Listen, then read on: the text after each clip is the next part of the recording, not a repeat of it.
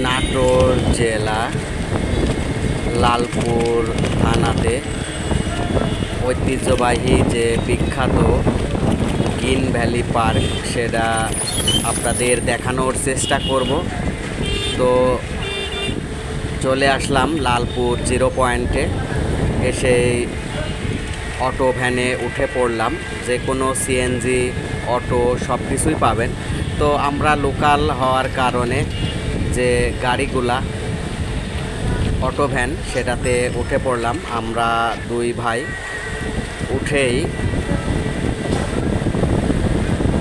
চলতে শুরু করলাম। আশপাশের যে প্রাকৃতিক দৃশ্য সুন্দর, গাছগাছালি ভরা, সেটা আসলে আপনাদের মাঝে তুলে ধরলাম। কারণ গ্রামের সব কিছুই আসলে ভালো লাগবে দেখলে, তো সেগুলা আসলে তুলে ধরার চেষ্টা করলাম আপনাদের মাঝে।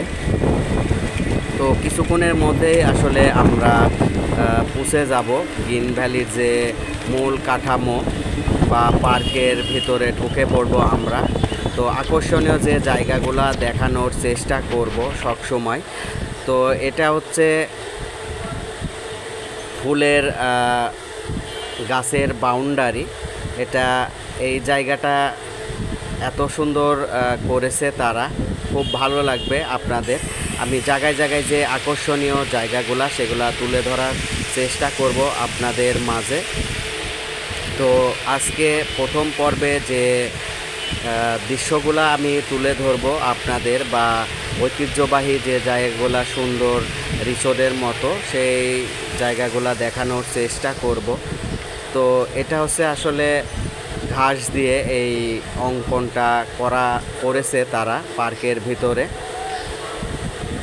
জায়গায় জায়গায় যে ফাঁকা রিসোর্টগুলা আছে, তো এগুলো আসলে লোকজনের বসার জন্য তারা সামনের পাটে এটা করেছে। খুব ভালো লাগবে দেখে সবারই, অনেক সুন্দর একটা পরিবেশ। তো ডাইনোসরের সামনে চলে আসলাম। আপনাদের যে ডাইনোসর আমরা আসলে ছবি বা মুভিতে দেখি, সেটা আসলে দেখাবো আপনাদের। এই হচ্ছে ডাইনোসর। পিঠে ওঠার সিস্টেম থাকলে পিঠে উঠে পড়তাম, তো অনেক লং হাইটে ওঠা গেল না।